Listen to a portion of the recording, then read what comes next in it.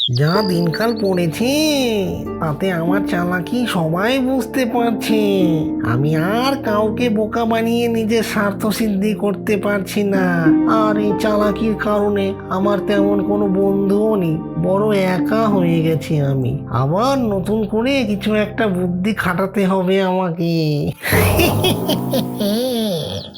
জঙ্গলের মধ্যে দিয়ে শেয়াল রানী হেঁটে যাচ্ছে, আর পাশেই বসে আছে লেজ কাটা শেয়াল। ওরে বাবা, এ তো লাল টুকটুকে শিয়াল রানী। এর সাথে বন্ধুত্ব করতে পারলে আমার একাকিত্ব কেটে যাবে, আমার জীবন আগের মতো রঙিন হয়ে যাবে। যেভাবেই হোক এই শিয়াল রানীর সাথে আমাকে বন্ধুত্ব করতেই হবে। দেখি একটু গান গেয়ে ইমপ্রেস করা যায় কিনা। কে তুমি নন্দিনী, আগে তো দেখিনি, চলেছ এই পথে রূপে যে রঙ্গিনী, চিনে নিতে যদি চাও একটু থামো না।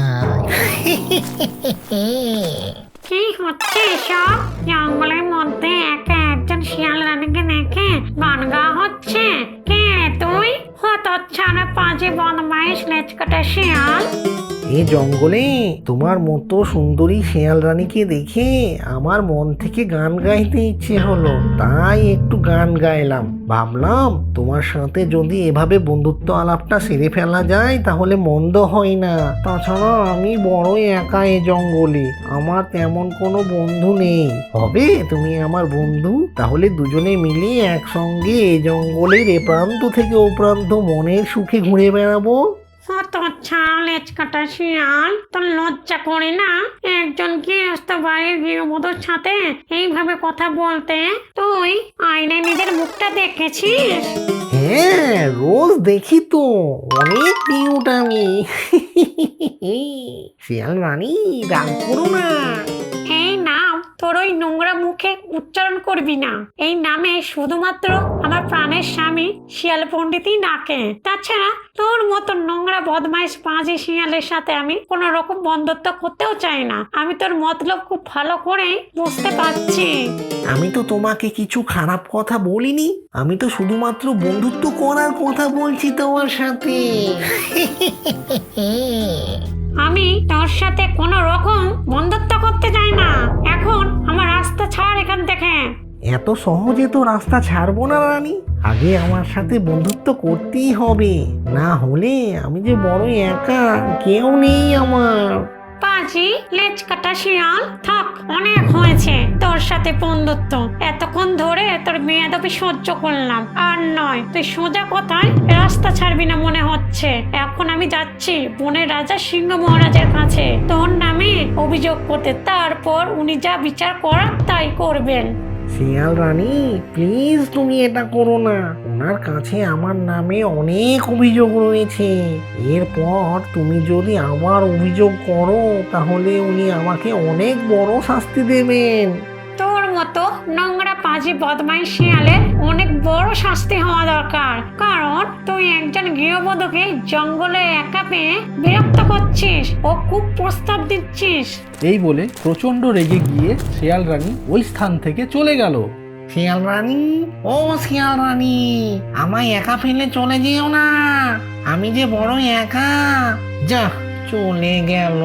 সময়টা আমার খুব খারাপ চলছে, কেউ আমাকে পাত্তা দিচ্ছে না, ও আমার সাথে বন্ধুত্ব করতে চাইছে না। যদি এই শিয়াল রানী সিংহ মহারাজের কাছে নালিশ করে তবে তো আমার আর রক্ষে নেই। মনে হচ্ছে এ জঙ্গলে আর বেশি দিন থাকা যাবে না। এখন বুদ্ধি কাটিয়ে কিছু একটা উপায় বের করতেই হবে এখান থেকে বাঁচার জন্য।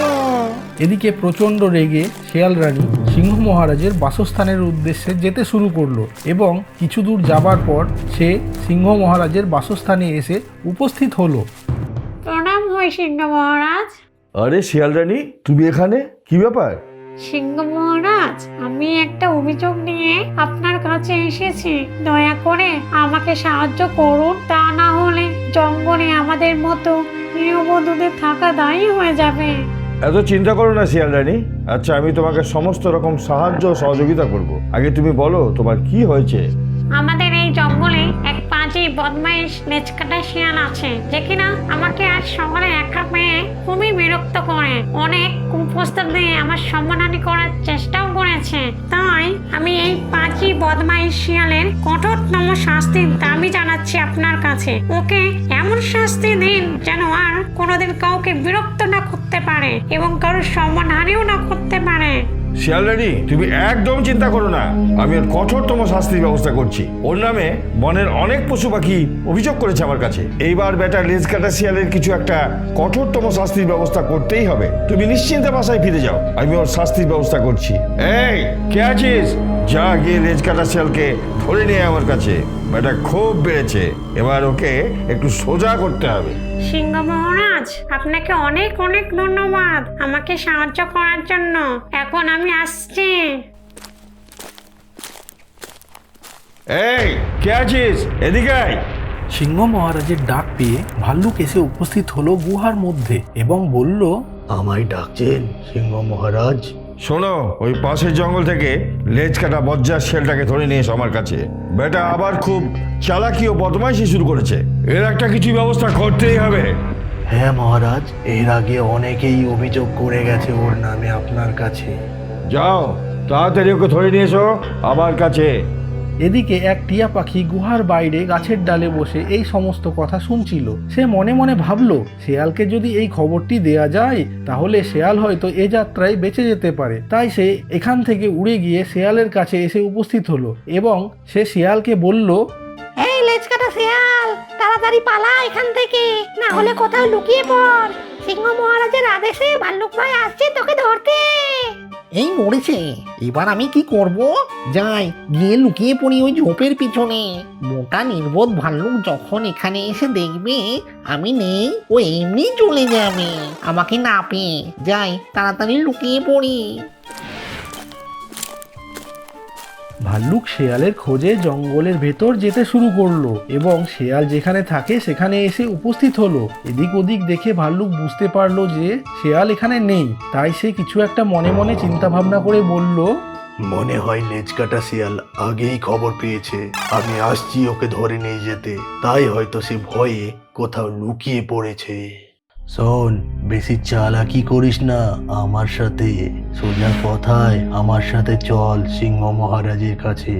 আর যদি আমায় কষ্ট করে তোকে খুঁজে বের করতে হয় তাহলে তোর কপালে এখানেই বেশ দুঃখ আছে, আবার সিংহ মহারাজের শাস্তি তো আলাদা পাবি। তাই আমাকে না রাগিয়ে সোজা আমার সামনে এসে হাজির হ। মহা বিপদে পড়া গেল তো, এখন কি যে করি? এখান থেকে বেড়ালেই তো ধরে নিয়ে যাবে আমাকে সিংহ মহারাজের কাছে। আর যদি না বেড়ায় এবং আমাকে খুঁজে বের করে তাহলে মোটা গেঁদা ভাল্লুক রাগের বশে আমার উপর চেপে বসলে আমি তো একদম শেষ। আমি জানি তুই আশেপাশে কোথাও লুকিয়ে আছিস। কি রে, শুনতে পাচ্ছিস আমার কথা? না আমি যাব তোর কাছে? না না ভাল্লুক ভাই, আমি আসছি তোমার কাছে। তুমি কেন এত কষ্ট করবে আমার জন্য? তাহলে এত দেরি করছিস কেন? তাড়াতাড়ি বেরিয়ে আয়। মানে আমার পেট আজ সকাল থেকে খুবই খারাপ, তাই পেট পরিষ্কার করতে পায়খানা করার জন্য আমাকে বারবার এই ঝোপের আড়ালে আসতে হচ্ছে। তুমি একটু অপেক্ষা করো, আমি আসছি তোমার সামনে। ঝোপের মধ্যে থেকে লেজকাটা শেয়াল খুব ভয়ে ভয়ে ভাল্লুকের সামনে এসে দাঁড়ালো। শোন, আমি খুব ভালো করেই জানি তুই খুব ধুরন্ধর ও ঠকবাজ, তাই আমার সাথে কোনো রকম চালাকি করার চেষ্টা না করে সোজা সিংহ মহারাজের কাছে চল। আমি তো যাবই সিংহ মহারাজের কাছে, তার আগে আমি একটা কথা বলতে চাই তোমাকে। হ্যাঁ বল, কি কথা? যদি এই মোটা নির্বোধ ভাল্লুককে আমার মিষ্টি মিষ্টি কথার জালে ফাঁসিয়ে এখান থেকে রেহাই পাওয়া যায় তাহলে তো আর সিংহ মহারাজের কাছে যেতেই হবে না। দেখি একবার চেষ্টা করে কোনো রকম চালাকি খাটাতে পারি কিনা। কি রে, এত মন দিয়ে কি ভাবছিস? আবার কোনো নতুন ফোন দিয়ে আসছিস নাকি? আরে না না, মানে তোমার কথাই ভাবছি ভাল্লুক ভাই। আর এটা ভেবে আমার খুব কষ্ট হচ্ছে যে তুমি এত শক্তিশালী ও বলবান আর তার সাথে এত বুদ্ধি তোমার মাথায়, তাও কেন তুমি বনের রাজা নও? এছাড়া একজন রাজা হওয়ার সমস্ত গুণাবলী বর্তমান আছে তোমার মধ্যে। কেন যে তুমি একজন অলস পশুর ফাই ফরমাইশ খাটো বুঝি না, যে কিনা নিজের শেখারটাও অন্য কাউকে দিয়ে করায়। ভাল্লুক তার ব্যাপারে এত প্রশংসা শুনে মনে মনে খুবই আনন্দিত হলো। তাই আমি মনে করি তুমি একমাত্র এ বনের রাজা হবার যোগ্য। শিয়াল, কি বলছিস তুই এইসব? সিংহ মহারাজ জানতে পারলে খুব রাগারাগি করবেন। উনি কোথা থেকে জানবেন এইসব? অলস সিংহ তো গুহার বাইরেই বেড়ায় না, কিচ্ছুটি জানতে পারবে না। আরে না না, আমি ওনার সেনাপতি হিসাবে খুব ভালো আছি। তুমি সেই বোকাই থেকে গেলে ভাল্লুক ভাই, বড় আর হলে না। শোনো, আমার মাথায় একটা পরিকল্পনা আছে তোমাকে রাজা বানাবার। না না, আমি তোর কোনো রকম পরিকল্পনা শুনতে চাইছি না। দয়া করে শোনো একবার আমি কি বলতে চাইছি, তারপর তুমি কি করবে সেটা তোমার ব্যাপার। তুমি তো জানো যে এই জঙ্গলের সব থেকে চালাক পশু হলাম আমি, আর তুমি হলে খুব বলবান ও শক্তিশালী। তাই তুমি একবার এই জঙ্গলের রাজা হয়ে গেলে তোমার শক্তি আর আমার বুদ্ধি দিয়ে আমরা এই জঙ্গল শাসন করব।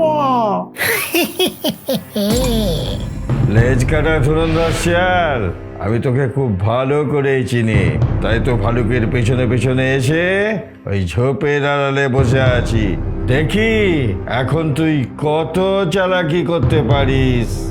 শোনো ভাল্লুক ভাই, আমার চালাকি আর বুদ্ধি দিয়ে এই জঙ্গলের সমস্ত পশু ও পাখিকে রাজিও করাবো তোমাকে পরবর্তী রাজা করার প্রস্তাব দেওয়ার জন্য। তাই এখন তুমি এখান থেকে চলে যাও, আর অলস সিংহকে গিয়ে বলো তুমি আমাকে খুঁজে পাওনি, তাহলেই আমি এ যাত্রায় বেঁচে যাব আর কি। সিংহ মহারাজ প্রচণ্ড রেগে গিয়ে ঝোপের আড়াল থেকে বাইরে বেরিয়ে এসে বলল, এবার তোকে কে বাঁচাবে রে? প্রণাম হই সিংহ মহারাজ, হঠাৎ আপনি এখানে? লেজ কাটা ধুরন্ধর চালাক শিয়াল, এই জঙ্গলে বসেই তুই আমার বিরুদ্ধে ষড়যন্ত্র করছিস। তোর সাহস তো কম নয়, আজ তোরা রক্ষে নেই রে। ভাল্লুক ভাই, ওকে ধরে নিয়ে এসো আমার কাছে। এবার আমার আর বাঁচার কোনো রাস্তা নেই, পুরো কেস খেয়ে গেলাম। কি যে করি, কিছু একটা উপায় বের করতেই হবে। সিংহ মহারাজ, আমি তো আপনার ভালোর জন্য এগুলো করছিলাম। আচ্ছা, তাই নাকি? আপনাকে সবটা বুঝিয়ে বললে আপনি ঠিকই বুঝতে পারবেন কেন আমি ভাল্লুককে রাজা হওয়ার কথা বলছিলাম। সিংহ মহারাজ, আপনি ওর কোনো রকম মিষ্টি মিষ্টি কথায় ভুলবেন না। বেটা অনেক ধুরন্ধর ও চালাক, ঠিক আপনাকে কোনো না কোনো কথা বলে ভুলিয়ে দেবে। ভালুক ভাই, ব্যাপারটা এতটাও সহজ নয়। আমি হলাম এই জঙ্গলের রাজা। এই শিয়াল, বল কি বলতে চাইছিস আমাকে? মানে আমি আপনার সেনাপতি ভাল্লুককে যাচাই করে দেখছিলাম যে ও আপনার সাথে বিশ্বাসঘাতকতা করছে কিনা, এই আর কি। আর আমি তো একটু পরেই ভাল্লুকের সাথে যাচ্ছিলাম আপনার গুহাতে, আপনি আবার শুধু শুধু কষ্ট করে এখানে আসতে গেলেন কেন? আমি এখানে না এলে তো বুঝতেই পারতাম না যে তুই কত বড় ধুরন্ধর ও চালাক। অনেক হয়েছে তোর চালাকি, আমার কাছে অনেক অভিযোগ এসেছে তোর নামে। আমি খুব ভালো মতো বুঝতে পেরেছি কে আমার ব্যাপারে ষড়যন্ত্র করেছে। শোন, একটা কথা বলি তোকে, আমি এমনি এমনি এই জঙ্গলের রাজা হয়ে যাইনি। তোর মতো কত ধুরন্ধর পশু এলো আর গেল। মহারাজ, আমায় এইবারকার মতো ক্ষমা করে দিন। আমি নিজেকে একদম পাল্টিয়ে ফেলবো, কারোর সাথে আর কোনো চালাকি করব না, এই আমি কথা দিচ্ছি, আর কাউকে ঠকাবো না। সিংহ মহারাজ, ওর মিষ্টি মিষ্টি কথায় একদম ভুলবেন না। ও সুযোগ পেলে আপনাকেও ঠকাতে ছাড়বে না। মহারাজ, আপনি আমাকে ভুল বুঝছেন। আমার যা বোঝার সব বোঝা হয়ে গেছে। আমি আড়াল থেকে তোর সব কথা শুনেছি। আমি খুব অলস, তাই না? এবং আমি সারাদিন গুহার মধ্যে ঘুমিয়ে থাকি। আরো অনেক কথা তুই বলেছিস। এবার তোর কর্মকাণ্ডের জন্য আমি তোকে অনেক বড় শাস্তি দেব। তোর শাস্তি এটাই যে তোকে এই জঙ্গল থেকে 6 6 মাসের জন্য নির্বাসিত করা হলো। আজ থেকে আগামী 6 মাস তোকে যেন এই জঙ্গলের আশেপাশে না দেখি। আবার দাঁড়িয়ে আছিস কেন? তাড়াতাড়ি চলে যা এখান থেকে, না হলে অকালে প্রাণটাই হারাবি। চলো ফারুক ভাই, আমরা আমাদের বাসায় ফিরে যাই। শেয়াল প্রচণ্ড রাগে নিজেকে সামলে নিয়ে এই জঙ্গল থেকে চলে যেতে শুরু করলো এবং কিছু দূর যাবার পর সে বলতে লাগলো, আজ আমি এখান থেকে চলে যাচ্ছি ঠিকই, কিন্তু তোরাও আমাকে চিনিস না আমি কি জিনিস। ফিরে এসে একবার সুযোগ পেলে দেখে নেব তোদের। আমি হলাম এই জঙ্গলের সব থেকে ধুরন্ধর ও চালাক পশু।